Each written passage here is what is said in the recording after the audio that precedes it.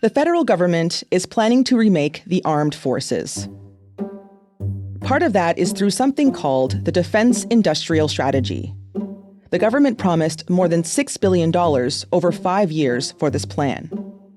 We didn't know exactly what that was or where the money would go until now. The long-awaited document was finally released on Tuesday. It outlines the government's plan to boost the country's defense industry and reduce reliance on foreign partners like the U.S. Defending Canada means more than just increasing the size of our military. It also means the strength of our industries, the resilience of our economy, and our capacity to act independently when it matters the most. Our national security and our economic security go hand in hand. Today, I'm talking to Pippa Norman. She covers the business side of defense for The Globe. She'll explain what we learned from this document and what this strategy means for Canada's national security and sovereignty. I'm Cheryl Sutherland, and this is The Decibel from The Globe and Mail. Hi, Pippa. Thanks for joining us from Berlin today. Thanks for having me. So, to start, Pippa, can you tell me what the Defense Industrial Strategy is and why it's a big deal? The Defense Industrial Strategy, I would describe it as a blueprint for how the government will build out the Canadian defense industry and kind of safeguard its sovereignty over the next decade. So it's a blueprint, a plan, a framework.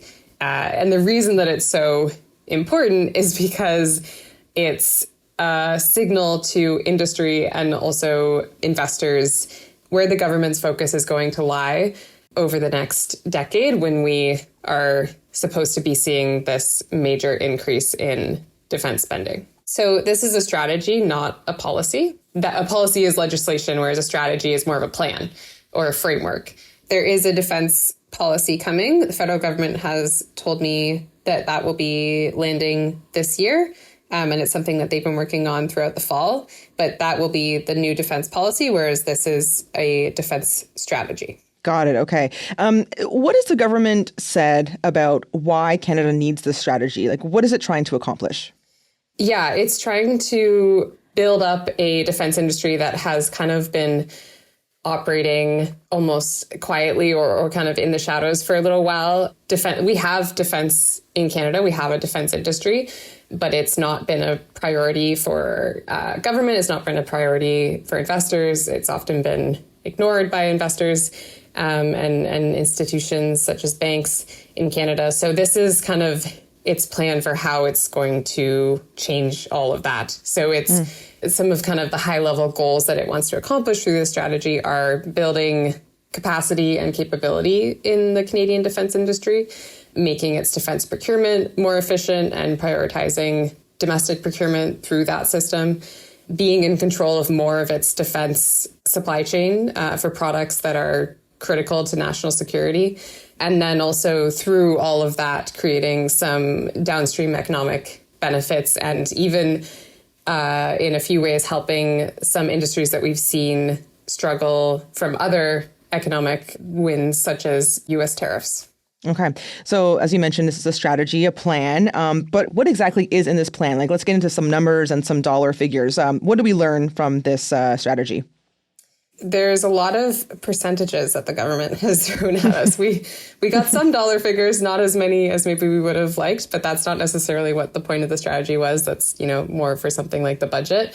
But in terms of some of the key stats that we're hoping to see from the strategy, right now, about 40% of our defense procurement contracts go to Canadian companies. The government is promising to increase that number from 40% to 70%. For reference, that's the number right now for how much we procure from the US. So that would be a huge change. The government is promising to increase defense industry revenues by more than 240%. That sounds really big. Which is an insane number. Yeah. They're also promising to increase defense revenues for small to medium-sized businesses in Canada by more than $5.1 billion. That's important to note because the majority of Canada's defense industry is small to medium-sized businesses. They're promising to increase Canada's defense exports by 50%. So they want to export more defense products out of Canada. And they're also promising to create 125,000 jobs out of this. So that could be in things like engineering, welding, or trades. 125,000 new jobs sounds like a huge number, especially, when we're talking about Canada's economy and Carney's kind of focus on boosting Canada's economy. Yeah, it is. Our past numbers, which come from around 2022 or 2024, have counted about 80,000 jobs in the Canadian defense industry. So creating 125,000, that's massive. What areas is the government focusing on to build out the country's defense industry?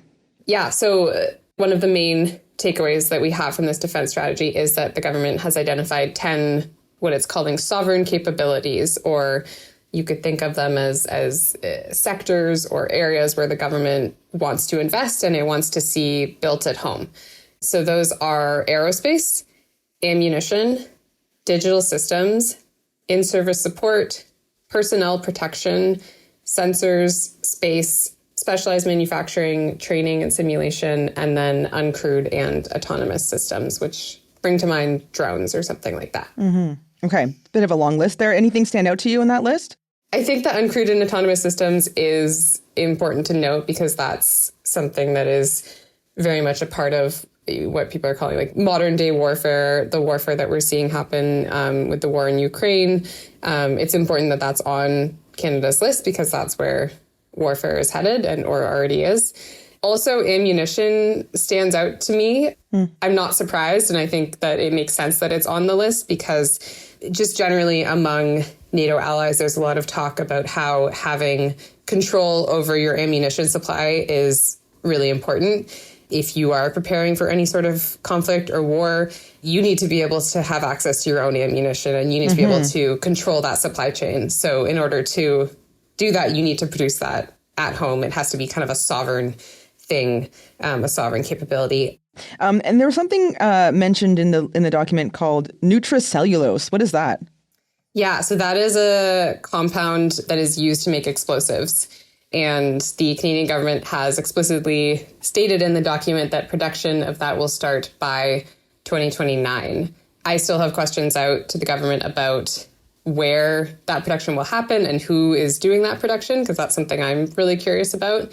But again, that's an explicit kind of part of that ammunition umbrella where that's something that we want to have sovereign control over. Okay. So some of these are, for clearly military uses, but there's also a focus on something called dual use. What's that? So dual use in this context means a product that has an application in both defense and civilian or commercial markets. So, for example, a drone can very easily be dual use. A drone can be used to carry medicine, for example, from a hospital or to a community, but it can also be used as a weapon. I mean, it sounds like something that's dual use would be an easier sell for Canadians, right? Because you can use it for defense, for military, but also for uses in other parts of the country. Yeah, 100%. And especially, obviously a lot of people in the defense sector are really happy to see this spending and this commitment, but not everybody in Canada is pleased about how much the government is spending on defense. And so if dual use helps other Canadians see ways that they might benefit from this defense spending, which if it's done right, there should be other benefits from this spending, then yeah, it's definitely a way that I feel like we're talking about defense in Canada in order to make it a little bit more digestible.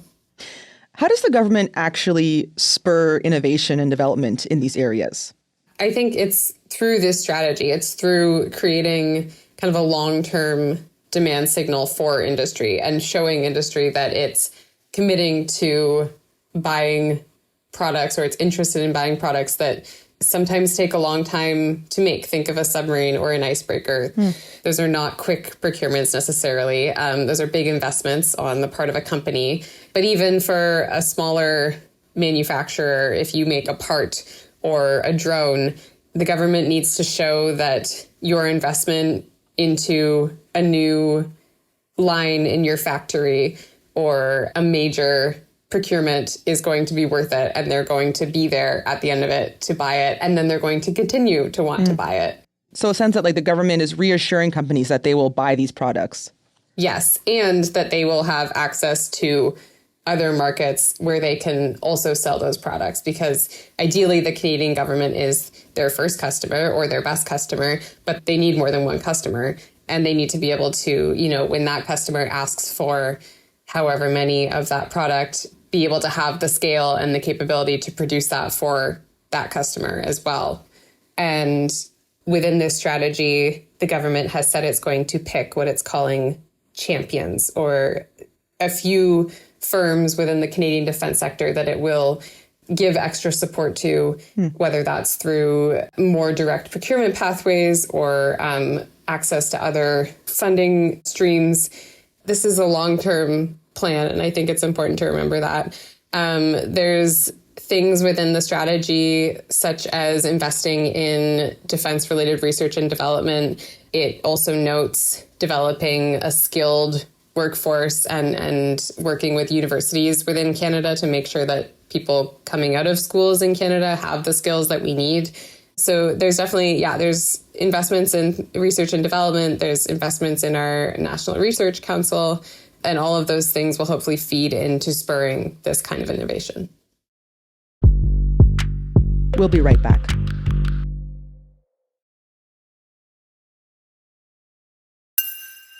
So, of course, this involves Canadian companies being able to also make a lot of these items, right? So what happens if Canadian companies can't make the products the military needs? So I'm thinking of things like submarines or fighter jets. What's the plan for items like that? Yeah, so if we can't build it at home, the government's plan is to, they say, partner, which is partnering with allies such as Europe, Britain, and Indo-Pacific countries. Those were the ones that the government named in its strategy. Partnering basically means looking at a procurement and figuring out, if we need to buy from somebody else, how can Canada still see industrial benefits from that procurement? So I often think of South Korea when I think of partnering and what that might look like, because that country has done a really good job of, when they have another country that wants to buy something from them, they're very open to things like knowledge transfer and the sharing of intellectual property, so that, when a country buys from South Korea, they can then learn things about how to make that product, how to manufacture, and eventually maybe have some sort of industry in their own country that's related to that product, that then brings them industrial benefits from that. So it's about sharing knowledge, it's about sharing intellectual property, and it's about training workers in both countries to kind of work together on major procurements, such as a submarine. Okay, interesting. So what you're saying here is that, with the South Korea example, it would be that, this is a place that would build something, but in the same time, Canadian workers would be able to gain some knowledge about how to make these types of items. Yeah, exactly. Our icebreakers that we're currently building are also a really good example of this. Davie, for example, is a shipyard in Canada. There's a shipyard in Quebec, but they also own a shipyard in Helsinki, which has built the majority of the icebreakers in the world, which are, big ships used to break ice in the north. And right now we currently have Canadian workers who are in Helsinki learning from the Finnish shipyard about icebreakers and how to build those. And so that's kind of a good example. Obviously, it's all within Davie, which is the same company, but it's still Finland and Canada working together. And that's part of a pact that we have to work together on icebreakers. Very interesting. So the strategy has a list of ideal partners for Canada to get equipment from. And someone's missing here. It's the U.S. They're notably absent from this list. What should we make of that? The U.S. is mentioned a couple of times in the strategy, but only briefly. It's mostly mentioned to acknowledge the fact that we're not discounting it and we're not going to stop buying from the U.S. necessarily. But I think my interpretation of it is that the U.S. is more seen under what they're saying is the next step after partner, which is buy. So if we can't build at home, we can't find a partner that we can work together well on, we're going to move into buy, which is basically just, we need something, maybe we need it soon or in a rapid manner. So we're just going to buy and we're going to go to whoever maybe has the best product for that. This is clearly an effort to reduce our dependence on the US, but it's not blatantly stating that we can move forward without them necessarily.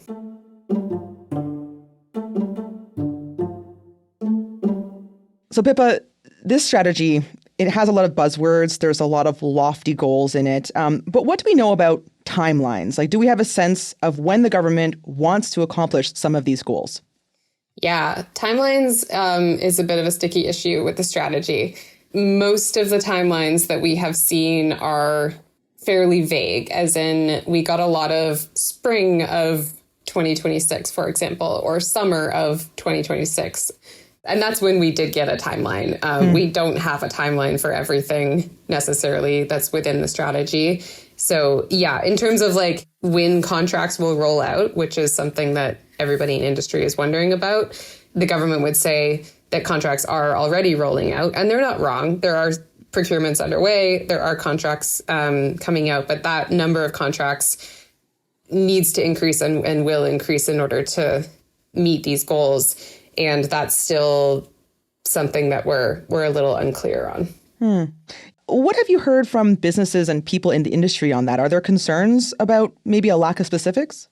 Yeah, I think it's an underlying concern. I think yesterday when we spoke to industry kind of right after the strategy was announced, the overwhelming sentiment is happiness, and they're satisfied with the strategy.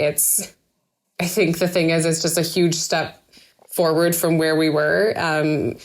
But yeah, the main criticisms are just lacking a few specifics, such as timelines or dates that are more specific than summer 2026. Basically things that can hold the government to account of actually executing on this strategy. Because this is all great, but if it doesn't actually happen, then, what are we talking about?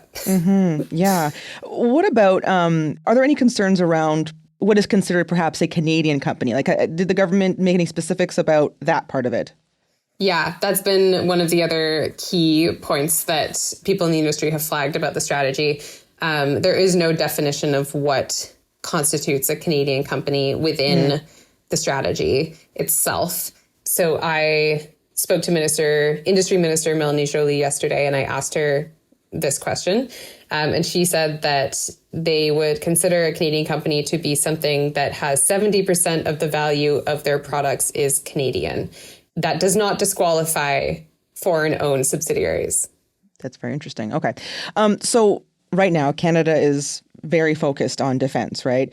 But this isn't always the case in Canada. So what happens if, there's a change in office here in Canada or in the US and perhaps the focus changes? Could there be a risk here for these plans? Yeah, 100%. I think a lot of people are thinking about that. I think right now within the industry and other stakeholders, it's mostly excitement, it's mostly momentum.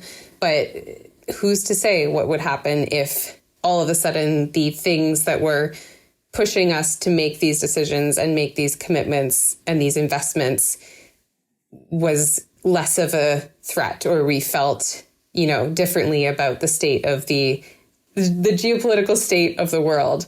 Countries that have Russia on their border are in a very different situation and set of circumstances than Canada is. And so the threat that Canada is feeling now, if that doesn't sustain or if that changes, who knows how that could affect Canadian policy in terms of defense. As we mentioned, the bigger picture goal of this strategy is to protect our national security and sovereignty. How does this plan fit into conversations around Canada's sovereignty? I think this plan it's basically key to Canadian sovereignty. If you can't control and produce the products that you need in order to respond in a time of crises or conflict or war, and if you have to rely on others when your allies are asking for help, then that's not very sovereign. So this is definitely key to Canada's sovereignty if it can be executed. Pippa, thank you so much for coming on the show. I really appreciate it. Thanks for having me. That was Pippa Norman, the Globe's innovation reporter. That's it for today. I'm Cheryl Sutherland. Our producers are Madeline White, Michal Stein, and Rachel Levy-McLaughlin. Our editor is David Crosby. Adrian Chung is our senior producer, and Angela Pacenza is our executive editor. Thanks so much for listening.